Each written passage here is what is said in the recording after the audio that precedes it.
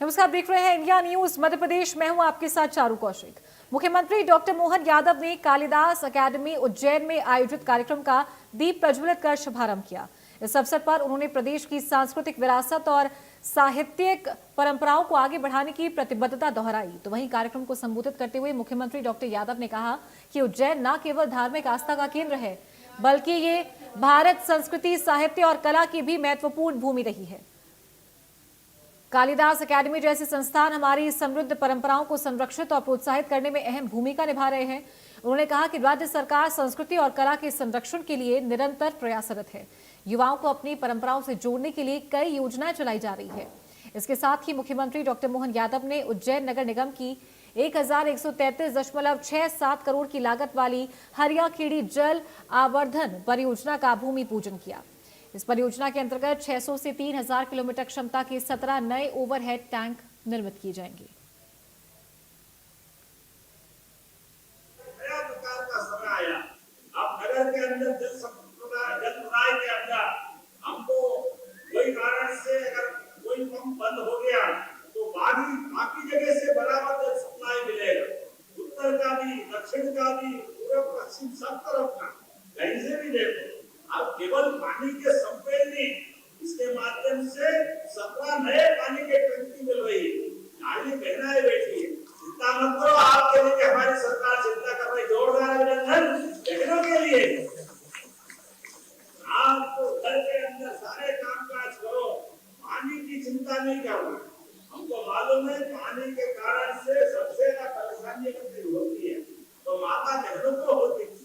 और केवल पानी नहीं, हमारे विकास के मामले में भी माता बहनें आपके घर के अंदर थोड़ी बहुत भी कठिनाई अगर है और आपको अलग से आमदनी करना है तो मैं जवाबदारी के साथ कहना चाहूंगा, हमारे पास नागझीरी में भी और मिनोरा में भी बहनों के काम धंधे के लिए सिलाई का, रेडीमेड गारमेंट्स का फैक्ट्री डाली है। आपकी ट्रेनिंग कराते हुए यहाँ पर भी रोजगार के प्रबंधन करती है। 5000 से ज्यादा बहनों के लिए अभी रोजगार की और संभावना जोरदार करें, ये हमारी आपकी प्रतिबद्धता। और रेडीमेड गारमेंट्स में जो बहनें काम करने जाएंगी उनको 5000 रुपया महीना सरकार मिला के देगी। ये सरकार की प्रतिबद्धता है। हमने तो ये पूरा वर्ष किसान कल्याण वर्ष के लिए घोषित कर दिया, इसलिए किसानों की बेहतरी के लिए सभी प्रकार के काम करने का निर्णय किया। लेकिन जब मैं यहाँ पानी के सप्लाई की बात कर रहा हूँ, विकास की बात कर रहा हूँ, तो ये बार बार हमारा कालिदास अकादमी में ये टेम्परेरी हमको सेट बनाना पड़ता। अब टेम्परेरी बनाने की जरूरत नहीं, आज इसका भूमि पूजन भी हो रहा है, ये परमानेंट रूप से बना रहेगा। इसके माध्यम से सभी प्रकार के आयोजनों के लिए हमेशा के लिए सौगात मिल जाएगी। अगले महीने मार्च में और बड़ा जितना भवन 1200 क्षमता का उज्जैन का लोकार्पण करने वाले जो साइंस कॉलेज कैंपस बन के तैयार होगा। इसके बलबूते पर हमारे लिए सभी प्रकार के आयोजनों के लिए ये सारी सौगातें जुड़ी रहेंगी। हमने कहा सच्चा वादा पक्का काम, हमारी सरकार की यही पहचान। इस नगर को हमने शराब मुक्त माता बहनों के कहने पे किया। जोरदार अभिनंदन करें। उज्जैन से गए साल से हमने सारे नगर से सारी दारू की दुकानें बंद करा करके इस प्रतिबद्धता को दोहराया है। और केवल उज्जैन नहीं, पूरे प्रदेश के सभी धार्मिक नगर, चाहे सलकनपुर वाली मैया हो, चाहे दतिया की कुटांबरा मैया हो, नलखेड़ा की माता जी हो, ओरछा का राजा राम का मंदिर हो, ओंकारेश्वर धाम हो, महेश्वर हो, मंडलेश्वर हो, ऐसे प्रत्येक धार्मिक आस्था के केंद्रों पर हमने शराबबंदी करने का निर्णय किया। नशा की जड़ है भाई, जितने बच सको तो बचो हमसे दूर भाई। हमारे लिए सौभाग्य की बात है, विकास के मामले में जब बात कर रहे हैं तो ये क्राउड मैनेजमेंट का, ट्रैफिक के बढ़ते हुए दबाव के आधार पर नए वैकल्पिक मार्ग बनाने का भी निर्णय हमारी सरकार ने लिया है। उज्जैन से इंदौर का 6 लेन बनने के कगार पे, लेकिन उज्जैन से इंदौर का नया 4 लेन का भी बहुत जल्दी भूमि पूजन होने वाला है। जोरदार अभिनंदन करो जोशिया से। उज्जैन से पीथमपुर तक जुड़ने वाला ये उज्जैन तो मेट्रोपॉलिटन सिटी के रूप में आया, उज्जैन ये महानगर बनने वाला। इंदौर, उज्जैन, देवास,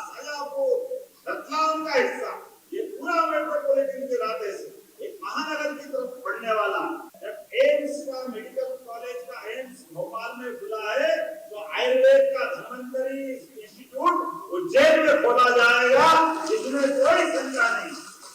माननीय प्रधानमंत्री नरेंद्र मोदी जी के माध्यम से हमारे लिए ये बड़ी सौगात रहने वाली है। आयुर्वेद के बच्चे एम्स के माध्यम से अपनी प्रतिभा के बलबूते पर देश विदेश प्रदेश सब कुछ सेवा करें। 4 बजे बड़ा वन मेला लगने वाला और वन मेले के माध्यम से हमारी अपनी इस विक्रमादित्य नगरी में विक्रमोत्सव का नया आयोजन भी प्रारंभ होने वाला। गुड़ी पड़वा के पूर्व महाशिवरात्रि के 4 दिन पहले बड़ा भव्य मेला लगेगा, उसका उद्घाटन करेंगे। कोई बात की सब आराम से खड़े हो जाओ अपने स्थान पर, दोनों हाथ की मुट्ठी बांधो।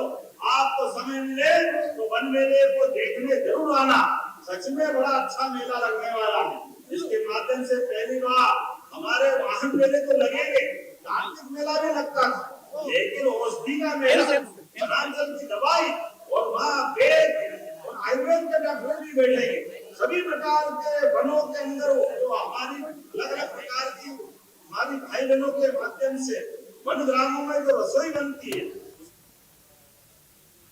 मुख्यमंत्री डॉक्टर मोहन यादव ने उज्जैन के दशहरा मैदान में आयोजित श्री महाकाल वन मेले का शुभारंभ किया।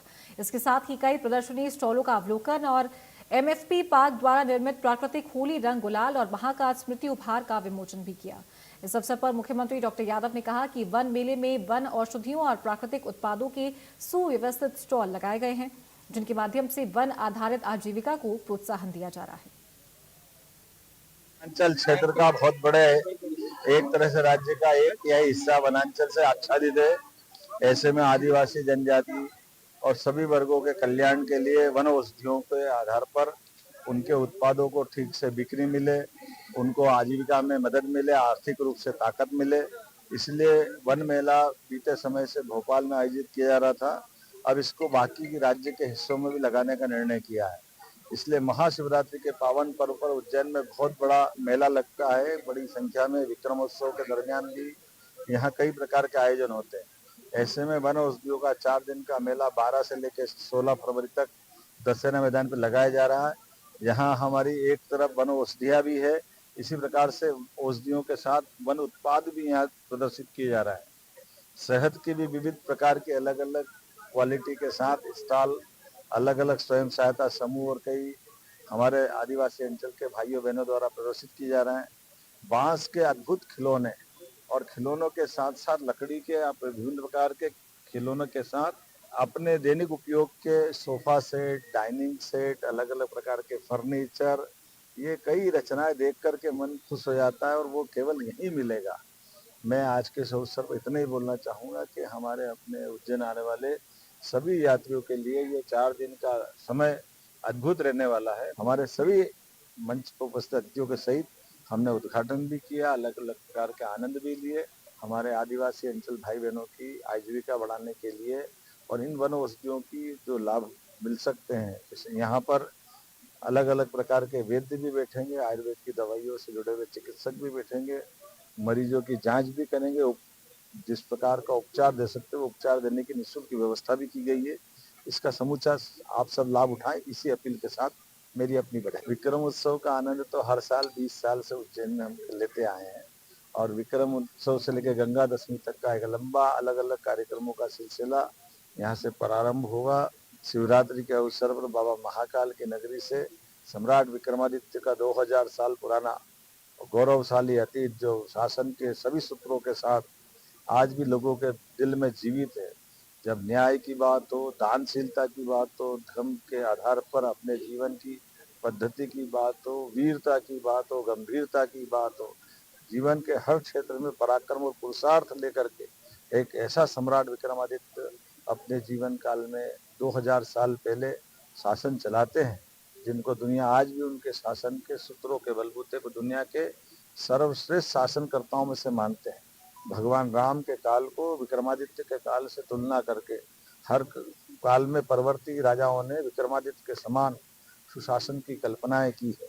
मैं उम्मीद करता हूं कि विक्रमादित्य के विक्रमोत्सव के दरमियान होने वाले कार्यक्रमों से हमारी सनातन संस्कृति की गौरवशाली विरासत से भी लोग परिचित होंगे और विक्रम की नगरी से आकर के जुड़ने का एहसास रखेंगे।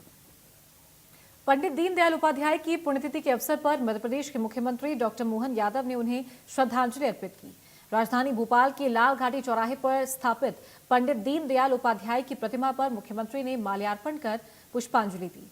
इस दौरान मुख्यमंत्री डॉक्टर मोहन यादव ने पर्यावरण संरक्षण का संदेश देते हुए वृक्षारोपण भी किया। कार्यक्रम में पार्टी पदाधिकारी, जनप्रतिनिधि और कार्यकर्ता बड़ी संख्या में मौजूद रहे। कि आजादी के साथ लोकतांत्रिक देश के अंदर, दुनिया के अंदर दो विचारधाराओं का प्रादुर्भाव पूर्व से था। एक तरफ समाजवाद और एक तरफ हमारा बगल का चीन और उनके साथ जुड़े हुए सारे लोगों का माओवाद। ऐसे में समाजवाद का ही एक थोड़ा अलग प्रकार का रूप दुनिया ने अमेरिका और उनकी देशों के साथ भी देखा था। लेकिन ऐसे समय में देश की जड़ों से जुड़कर राजनीतिक धारा क्या हो, हमारी संस्कृति की सांस्कृतिक विरासत के लेकर के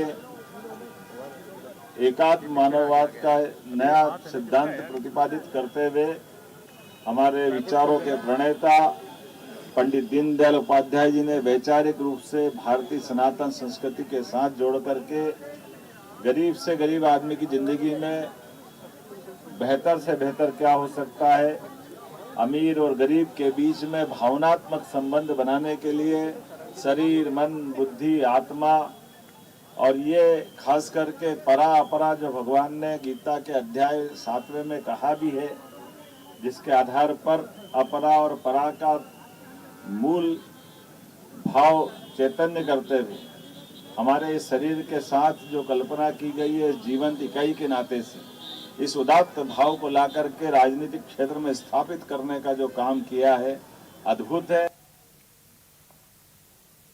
और इसी के साथ खास बुलेटिन में फिलहाल इतना ही। नमस्कार।